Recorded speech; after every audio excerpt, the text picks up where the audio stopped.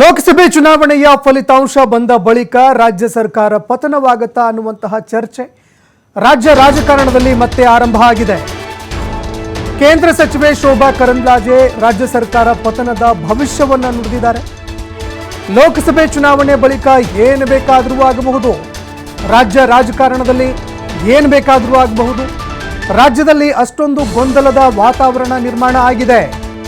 ಅದು ಸರ್ಕಾರದ ಮೇಲೆ ಪರಿಣಾಮ ಕೂಡ ಬೀರುತ್ತೆ. ಈ ಗೊಂದಲ ಸಾಕಷ್ಟು ಸರ್ಕಾರದ ಮೇಲೆ ಕೂಡ ಪರಿಣಾಮ ಬೀರುತ್ತೆ ಅಂತ ಚಿಕ್ಕಮಗಳೂರಿನಲ್ಲಿ ಕೇಂದ್ರ ಸಚಿವೆ ಶೋಭಾ ಕರಂದ್ಲಾಜೆ ರಾಜ್ಯ ಸರ್ಕಾರ ಪತನ ಆಗತ್ತೆ ಅನ್ನುವಂತಹ ಭವಿಷ್ಯ ನುಡಿದಿದ್ದಾರೆ. ಇನ್ನು ಅನೇಕ ಬಿಜೆಪಿ ನಾಯಕರು ಕೂಡ ಲೋಕಸಭೆ ಚುನಾವಣೆ ಬರ್ತಾ ಇರಲಿದೆ ನೋಡಿ, ನೀವು ಲೋಕಸಭೆ ಚುನಾವಣೆ ಮುಗಿದ ಬಳಿಕ ರಾಜ್ಯ ಸರ್ಕಾರ ಪತನ ಆಗತ್ತೆ ಅನ್ನುವಂತಹ ಮಾತನ್ನ ಆಡ್ತಾ ಇದ್ರು. ಇದೀಗ ಆ ಸಾಲಿಗೆ ಶೋಭಾ ಕರಂದ್ಲಾಜೆ ಕೂಡ ಸೇರಿದ್ದಾರೆ. ಅಲ್ಲ, ಇದರ ಬಗ್ಗೆ ನಾನು ಏನೂ ಕಮೆಂಟ್ ಮಾಡಲ್ಲ. ಭಾರತೀಯ ಜನತಾ ಪಾರ್ಟಿಯ ಯಾವುದೇ ನಿಜವಾದ ಕಾರ್ಯಕರ್ತ ಅವನಿಗೆ ವಿಧಾನಸಭೆ ಇರ್ಬೋದು, ಲೋಕಸಭೆ ಇರ್ಬೋದು, ಜಿಲ್ಲಾ ಪಂಚಾಯತಿ ಇರ್ಬೋದು, ಪುರಸಭೆ ಇರ್ಬೋದು, ಒಂದು ವಿಧಾನಸಭಾ, ಒಂದು ಲೋಕಸಭಾ ಅಥವಾ ಒಂದು ಪುರಸಭೆಗೆ, ಒಂದು ವಾರ್ಡ್ಗೆ, ಒಂದು ಕ್ಷೇತ್ರಕ್ಕೆ ಹಲವಾರು ಅಭ್ಯರ್ಥಿಗಳು ಇರ್ತಾರೆ. ಟಿಕೆಟ್ ಕೇಳೋದಕ್ಕೆ ಎಲ್ಲರಿಗೂ ಅಧಿಕಾರ ಇದೆ. ಇದು ಪ್ರಜಾಪ್ರಭುತ್ವ. ಭಾರತೀಯ ಜನತಾ ಪಾರ್ಟಿ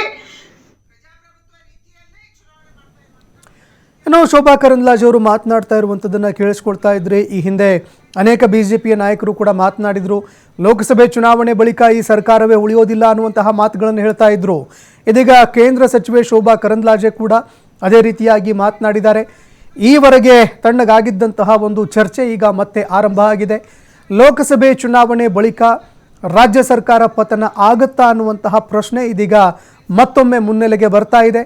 ಅದೇ ರೀತಿಯಾಗಿ ಶೋಭಾ ಕರಂದ್ಲಾಜೆ ಅವರ ಹೇಳಿಕೆ ಸಾಕಷ್ಟು ಚರ್ಚೆಗಳಿಗೂ ಕೂಡ ಎಡೆ ಮಾಡಿಕೊಡ್ತಾ ಇದೆ. ಲೋಕಸಭೆ ಚುನಾವಣೆ ಬಳಿಕ ರಾಜ್ಯದಲ್ಲಿ ಏನು ಬೇಕಾದರೂ ಆಗಬಹುದು, ರಾಜ್ಯದಲ್ಲಿ ಅಷ್ಟೊಂದು ಗೊಂದಲದ ವಾತಾವರಣ ಇದೆ. ಇನ್ನು ನೀವು ನೋಡಬಹುದು, ವಿಧಾನಸಭೆ, ಅದರ ಒಳಗೆ ಬರುವಂತಹ ಜಿಲ್ಲಾ ಪಂಚಾಯಿತಿಗಳು, ಗ್ರಾಮ ಪಂಚಾಯಿತಿಗಳು, ಪುರಸಭೆ ಎಲ್ಲದರಲ್ಲೂ ಕೂಡ ಗೊಂದಲದ ವಾತಾವರಣ ನಿರ್ಮಾಣ ಆಗ್ತಾ ಇದೆ. ಅದು ಸರ್ಕಾರದ ಮೇಲೂ ಕೂಡ ಗಂಭೀರವಾದಂತಹ ಪರಿಣಾಮವನ್ನು ಬೀರುತ್ತೆ. ಹೀಗಾಗಿ ರಾಜ್ಯ ಸರ್ಕಾರ ಪತನ ಆಗುವಂತಹ ಸಾಧ್ಯತೆಗಳು ಕೂಡ ಇದೆ ಅನ್ನುವಂತಹ ಮುನ್ಸೂಚನೆಯನ್ನು ಕೇಂದ್ರ ಸಚಿವೆ ಶೋಭಾ ಕರಂದ್ಲಾಜೆ ಅವರು ಕೊಟ್ಟಿದ್ದಾರೆ. ಹೀಗಾಗಿ ಏನಾಗುತ್ತೆ, ಲೋಕಸಭೆ ಚುನಾವಣೆವರೆಗೂ ನಾವು ಕೂಡ ಕಾದು ನೋಡಬೇಕಾಗತ್ತೆ. ಇನ್ನು ಅದೇ ರೀತಿಯಾಗಿ ಅನೇಕ ಬಿಜೆಪಿ ನಾಯಕರು ಕೂಡ ರಾಜ್ಯ ಸರ್ಕಾರ ಪತನ ಆಗತ್ತೆ ಅನ್ನುವಂತಹ ಭವಿಷ್ಯ ನುಡಿದಿದ್ರು. ಇದೀಗ ಶೋಭಾ ಕರಂದ್ಲಾಜೆ ಕೂಡ ಆ ಸಾಲಿಗೆ ಸೇರಿದ್ದಾರೆ. ವಿಧಾನಸಭೆ ಇರ್ಬೋದು, ಲೋಕಸಭೆ ಇರ್ಬೋದು, ಜಿಲ್ಲಾ ಪಂಚಾಯತಿ ಇರ್ಬೋದು, ಪುರಸಭೆ ಇರ್ಬೋದು, ಒಂದು ವಿಧಾನಸಭಾ, ಒಂದು ಲೋಕಸಭಾ ಅಥವಾ ಒಂದು ಪುರಸಭೆಗೆ, ಒಂದು ವಾರ್ಡ್ಗೆ, ಒಂದು ಕ್ಷೇತ್ರಕ್ಕೆ ಹಲವಾರು ಅಭ್ಯರ್ಥಿಗಳು ಇರ್ತಾರೆ. ಟಿಕೆಟ್ ಕೇಳೋದಕ್ಕೆ ಎಲ್ಲರಿಗೂ ಅಧಿಕಾರ ಇದೆ. ಇದು ಪ್ರಜಾಪ್ರಭುತ್ವ. ಭಾರತೀಯ ಜನತಾ ಪಾರ್ಟಿ ಪ್ರಜಾಪ್ರಭುತ್ವ ರೀತಿಯಲ್ಲೇ ಚುನಾವಣೆ ಮಾಡ್ತಾ ಇರುವಂತ ಒಂದು ರಾಜಕೀಯ ಪಕ್ಷ, ಜಗತ್ತಿನ ಅತ್ಯಂತ ದೊಡ್ಡ ಪಕ್ಷ. ಇದಕ್ಕೊಂದು ಗೌರವ ಇದೆ. ಅದಕ್ಕಾಗಿ ಟಿಕೆಟ್ ಕೇಳೋದಕ್ಕೆ ಒಬ್ಬ ಸಾಮಾನ್ಯ ಕಾರ್ಯಕರ್ತ. ಈ ಬಗ್ಗೆ ಮತ್ತಷ್ಟು ಮಾಹಿತಿ ಕೊಡ್ತಾ ಹೋಗ್ತಾರೆ ಪ್ರತಿನಿಧಿ ರಾಜ್ಕುಮಾರ್ ಫೋನ್ ಸಂಪರ್ಕದಲ್ಲಿ ಜಾಯ್ನ್ ಆಗಿದ್ದಾರೆ. ರಾಜ್ಕುಮಾರ್, ಅನೇಕ ನಾಯಕರು ರಾಜ್ಯ ಸರ್ಕಾರ ಪತನ ಆಗತ್ತೆ ಲೋಕಸಭೆ ಚುನಾವಣೆ ಬಳಿಕ ಅಂತ ಅನೇಕ ಬಿಜೆಪಿ ನಾಯಕರು ಮಾತನಾಡಿದ್ರು. ಇದೀಗ ಅವರ ಸಾಲಿಗೆ ಕೇಂದ್ರ ಸಚಿವೆ ಶೋಭಾ ಕರಂದ್ಲಾಜೆ ಕೂಡ ಸೇರ್ಪಡೆಯಾಗಿದ್ದಾರೆ.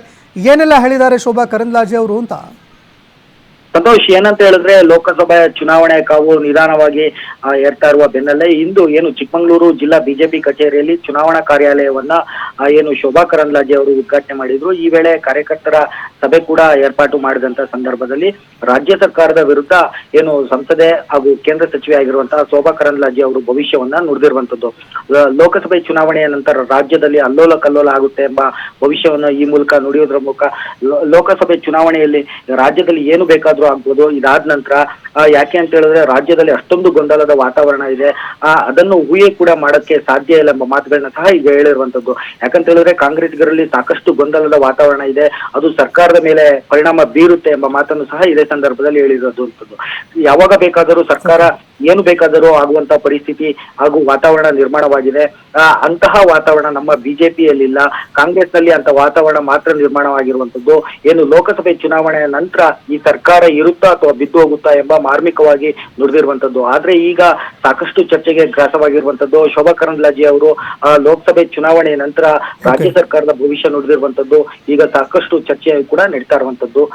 ಸಂತೋಷ್, ಧನ್ಯವಾದಗಳು ರಾಜ್ಕುಮಾರ್ ನಿಮ್ಮೆಲ್ಲ ಮಾಹಿತಿಗೆ.